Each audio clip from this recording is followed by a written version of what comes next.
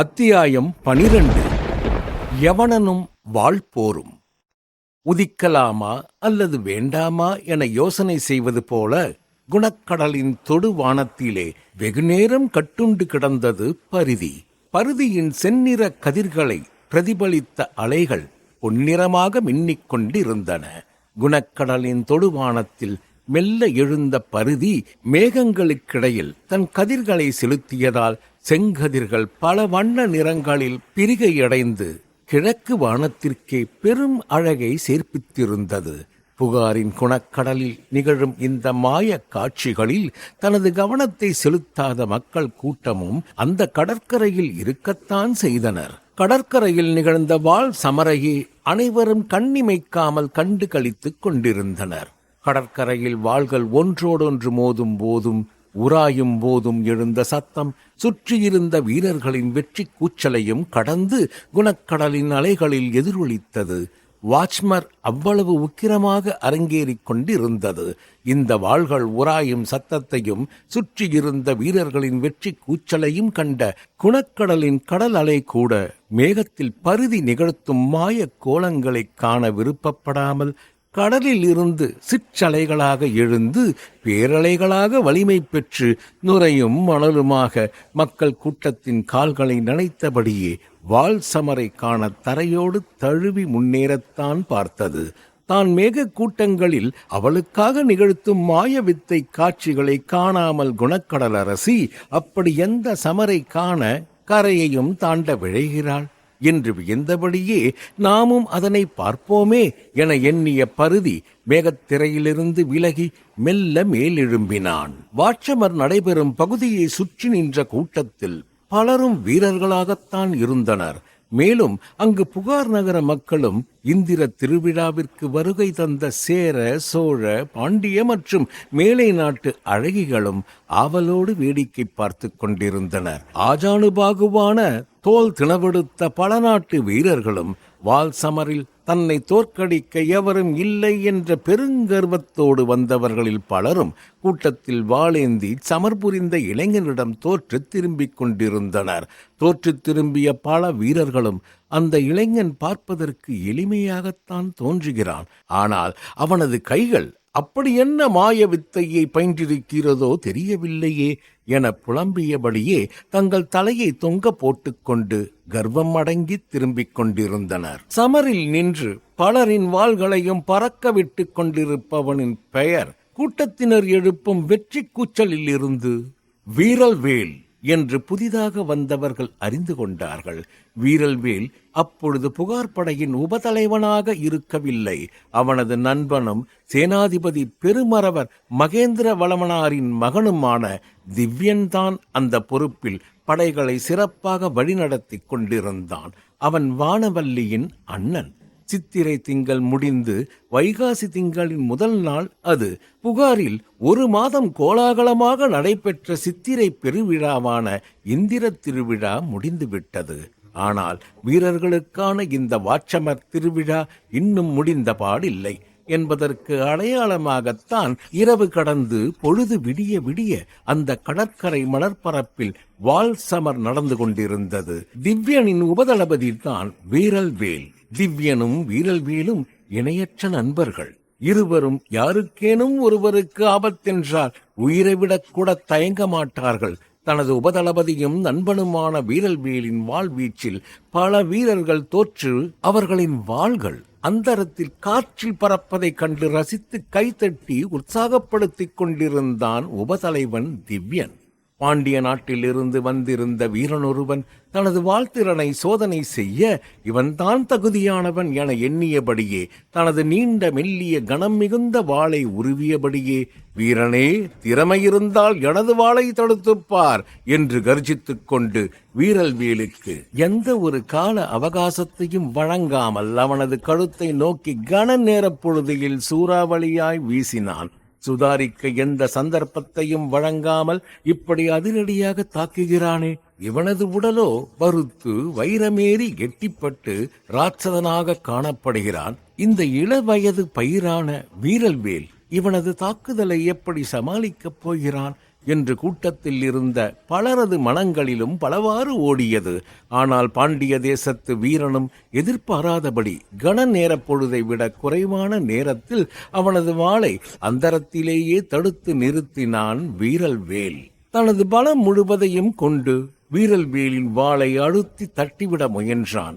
ஆனால் அவன் அந்த முயற்சியில் தோற்றுவிடவே வீரல்வேலின் பிடியில் இருந்த தனது வாளை தனது பலம் முழுவதும் பிரயோகித்து விடுவித்தான்.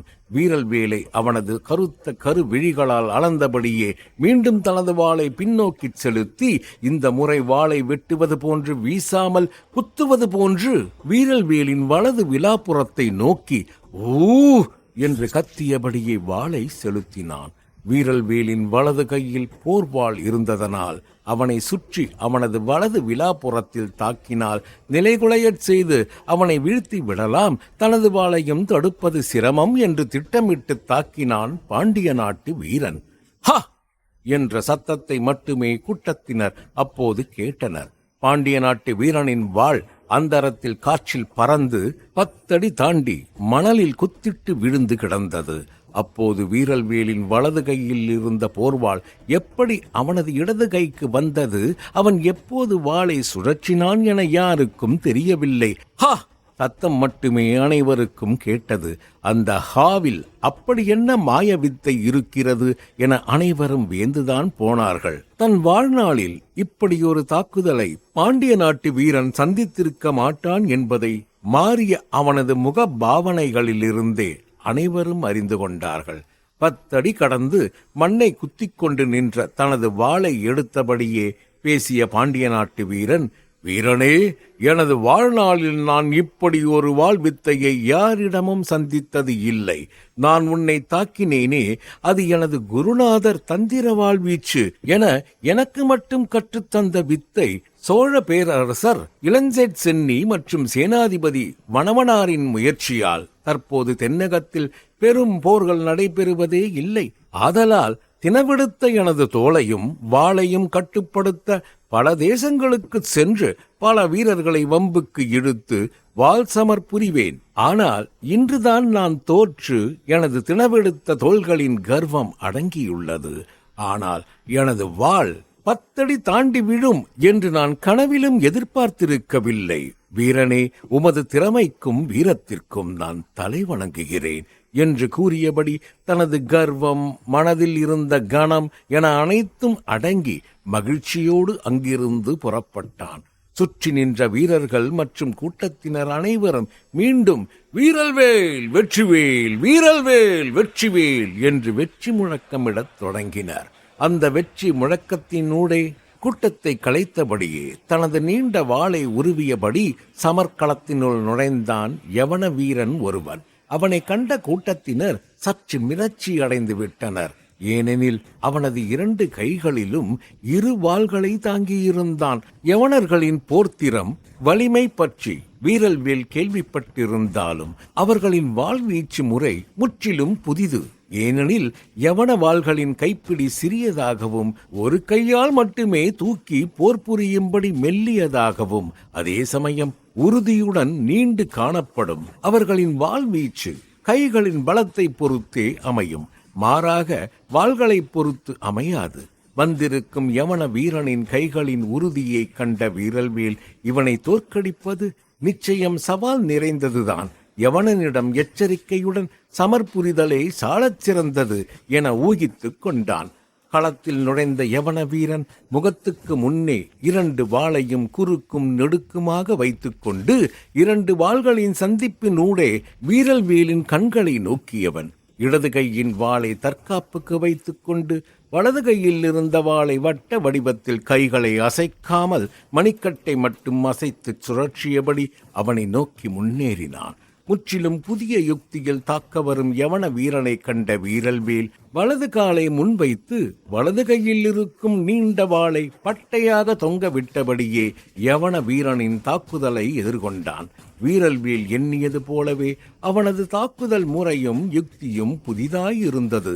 யவன வீரனின் தாக்குதலை எதிர்கொண்ட வீரல்வேல் அவன் தனது முழு பலத்தையும் பிரயோகித்து தாக்குகிறான் என்பதை புரிந்து கொண்டவன் அவனது பலவீனத்தை கண்டறியும் வரையில் தடுப்பு போரில் ஈடுபடுதலே சிறந்தது என்றவனாய் சூறாவளியாய் தாக்கும் அவனது இரு வாள்களையும் மின்னலென தனது ஒரு வாளால் தடுத்துக் கொண்டிருந்தான். சிறிது நேரம் தடுப்புச் சமரில் ஈடுபட்ட வீரல்வேல் யவன வீரனின் வேகம் சற்று மட்டுப்படுவது போல தெரியவே தனது அதிரடி தாக்குதலை தொடங்கினான். முதலில் வீரல்வேலின் தாக்குதலை திறம்பட சமாளித்த யவன வீரன் பின்னர் திணறவே செய்தான். வீரல்வேலின் தாக்குதலை யவன வீரன் தனது இடது வாளால் தடுத்தபடியே வலது கை வாளால் அவனை எதிர்த்து தாக்கத் தொடங்கினான்.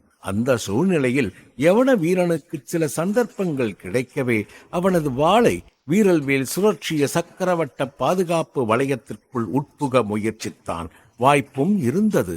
ஆனால் அப்படி அவன் வாளை புக முயற்சித்த போதெல்லாம் வீரல்வேல் தடுத்துவிட, இவனிடம் ஏதோ அமானுஷ்ய மந்திர சக்தி நிச்சயம் இருக்கத்தான் வேண்டும் என வியந்தபடியே யவனன் தாக்குதல் முறையை மாற்றி வேறு முறையில் துரிதமாக தாக்கினான். திடீரென்று வீரல்வேலின் கை சோர்ந்து காணப்படுவது போன்று உணர்ந்த யவன வீரன் இந்த முறை நிச்சயம் அவனது வாளை தட்டிவிடலாம் என்றபடியே வலது கை வாளால் தாக்கி இடது கை வாளை பின்னே இழுத்து ஓங்கினான். அவன் இடது கை வாளை பின்னே இழுத்து ஓங்கும் அந்த கன நேரப் பொழுதை பயன்படுத்தி கொண்ட வீரல்வேல் அவனது வலது கை வாளை தடுத்து நிறுத்தி மடக்கிய தனது இடது கையால் அவனது வலது கையின் மணிக்கட்டிற்கு கீழே ஒரு குத்து விட்டு அவனது வாளை பற்றி இழுத்தான். வீரல்வேலின் மந்திரத்திற்கு கட்டுப்பட்டது போன்று யவனனின் வலது கை வாள் வீரல்வேலின் கைகளுக்கு மாறியது. தனது வாளை கைப்பற்றி எட்ட எறிந்த வீரல்வேலை கண்ட யவன வீரன் தனது ஒரு வாள் பறிபோய்விட்டதை உணர்ந்து ஆவேசத்தோடு வீரல்வேலை தாக்கினான். வீரல்வேல் தனது வழக்கமான யுக்தியை பயன்படுத்தி கத்தியை சுழற்சி சற்று அதிர்வுடன் அவனது வாளை தட்டிவிட யவனனின் கைகளில் இருந்து விடுபட்ட வாள் விர் என்று காற்றில் பறந்தது. தனது 2 வாள்களையும் இழந்துவிட்ட யவன வீரன் திகைத்தான். அந்த திகைப்பினாலும் தோல்வியினால் ஏற்பட்ட அவமானத்தினாலும் மனம் குமுற சொல் தடுமாறிக்கொண்டே கூறினான், எனது கதையை இத்தோடு முடித்து விடுங்கள் என்று. ஆனால் அந்த யவன வீரனின் சொற்களை தனது காதுகளில் வாங்கிக் கொள்ளாமல் அருகில் கடந்த அவனது வாள்களை கொண்டு வந்த வீரல்வேல் மரியாதையுடன், வீரரே, உங்கள் வாள் இதோ பெற்றுக்கொள்ளுங்கள் என்றான். இனி அந்த வாள் எனக்கு தேவையில்லை. வேறு என்ன வேண்டும்? மரணம். அனைத்து வீரர்களுக்கும் உரியது மரணம். வீரனாக இருந்தால் ஒரு நாள் மரணத்தை தழுவியே ஆக வேண்டும். இப்போது அதற்கான அவசியம் இன்னும் வரவில்லை என்று நினைக்கிறேன். தோல்வியடைந்து விட்டேனே, ஆதலால் மரணம் தேவை. தோல்வியடைந்து மரணத்தை கேட்டு மண்டியிட்டு அமர்ந்திருக்கும் யவன வீரனின் தோள்களை பற்றி எழுப்பிய வீரல்வேல், வீரனே, தோல்வி அடைந்தவர்களுக்கு மரணம்தான் பரிசு என்றால் கடைசியில் ஒரே ஒரு வீரன் மட்டுமே எஞ்சி உயிர் வாழ இயலும் என்றான். எழுந்த யவன வீரன் தோற்றவர்களை இவ்வளவு மரியாதையுடன் அழைக்கும் விந்தையையும் இங்குதான் காண்கிறேன் வீரரே.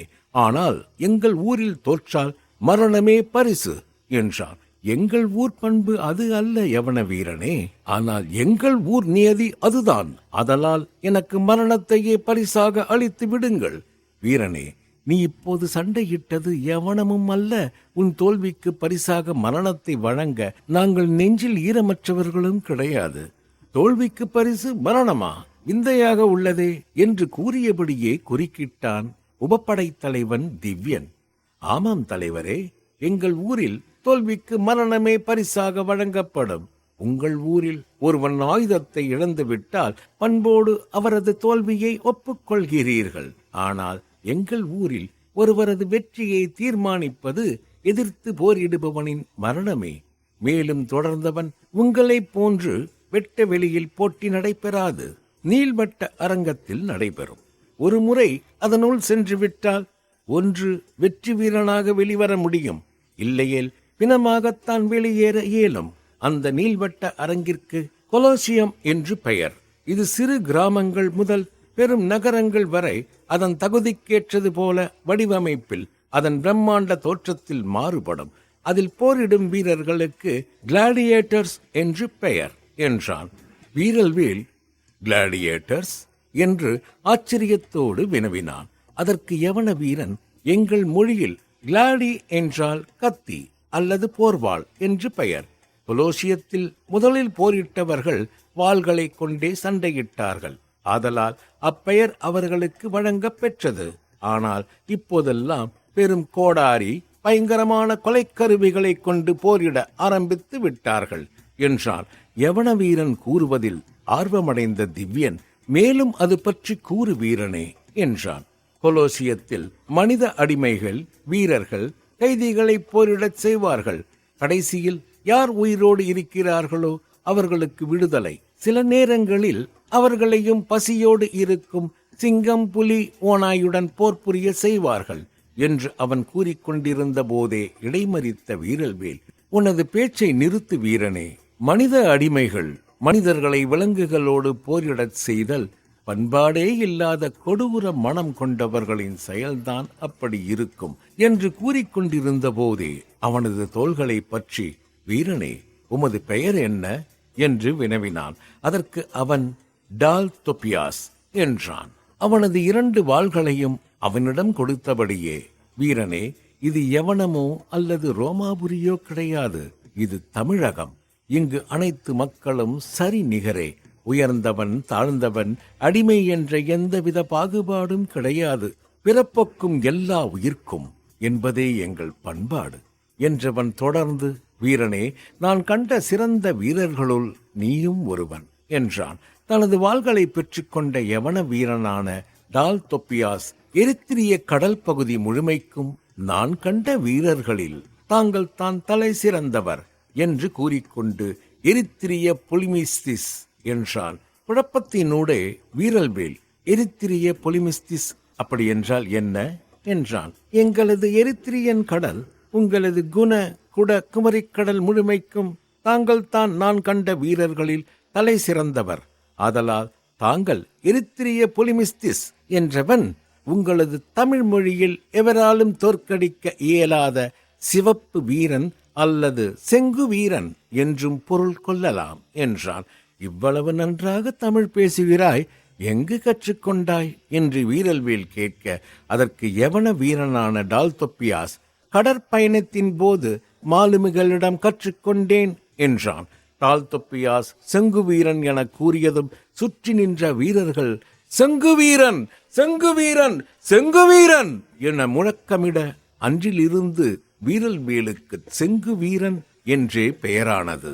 சுற்றி நின்ற வீரர்கள் வெற்றி முழக்கமிட்டுக் கொண்டிருந்த போது அங்கு புறவியில் வந்த சோழ வீரன் ஒருவன் உபதலைவன் திவ்யனிடம், உங்களை இன்று மதியம் நாகத்தீவுக்கு வைதிகர் பாகவதரை பாதுகாப்பாக கொண்டு சென்று விட்டு வரும்படி முதன்மை அமைச்சர் உத்தரவிட்டுள்ளார் என்றபடியே ஒரு ஓலையை கொடுத்துவிட்டு சென்றான்.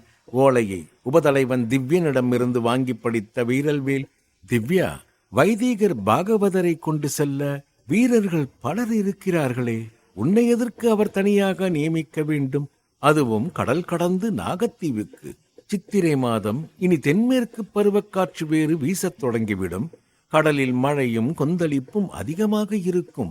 இச்சூழ்நிலையில் நீ செல்வது சரியில்லை என்றான். பதிலுக்கு உபதலைவன் திவ்யன், இது முதன்மை அமைச்சரின் கட்டளையாயிற்றே வீரல்வேல், மீற இயலுமா?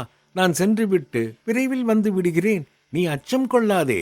இனி முதன்மை அமைச்சருக்கு வேண்டப்பட்டவர்கள் அந்தப்புறம் சென்றாலும் நம்மை பாதுகாப்புக்கு அழைத்தாலும் ஆச்சரியம் கொள்ள தேவையில்லை. சோழ தேசத்தில் நமது நிலை அப்படி உள்ளது என்றவன், எனக்கு அச்சமெல்லாம் ஏதுமில்லை. உனது பயணத்தை நினைத்தால்தான் எனக்கு கவலையாக உள்ளது. சரி, நானும் உன்னோடு புறப்படுகிறேன் என்றான் வீரல்வேல். நீயுமா? ஆமாம், நானும் தான். எதற்காக? உனக்கு துணையாக வருகிறேன். எனக்கு நாகத்தீவையும் அதன் அருகில் இருக்கும் மணிப்பல்லவத்தையும் காண வேண்டும் என்ற ஆவல். பலரும் அதன் அழகை வர்ணிக்கும் போது ஆச்சரியம் உண்டாகும். உன்னோடு வந்தால் அந்த குறையும் நீங்கிவிடுமே. முதன்மை அமைச்சரின் ஆணை என்று உபதலைவன் திவ்யன் ஏதோ கூற வர அதனை இடைமறித்த வீரல்வேல், முதன்மை அமைச்சரின் ஓலையில் நீ மட்டும் செல் என்று எந்த நிபந்தனையும் இல்லை. ஆகவே உன்னோடு நானும் வருகிறேன் என்றான். வருவதாய் நீ முடிவெடுத்து விட்டாய். இனி உன் முடிவை என்னால் மாற்ற இயலாது. நான் பயணத்திற்கு வேண்டிய ஏற்பாடுகளை செய்கிறேன். நீ சென்று வீட்டில் தந்தையாரிடம் தகவல் தெரிவித்து விட்டு விரைவில் துறைமுகத்திற்கு வந்து சேர் என்றபடியே கிளம்பினான். எதிரில் டால்தொப்பியாஸ் நிற்பதை கண்டவன், வீரனே, புகாரிலேயே தங்கியிரு, பயணம் முடிந்தபின் உன்னை நான் மீண்டும் சந்திக்கிறேன் என்று கட்டளையிட்டபடியே கிளம்பினான்.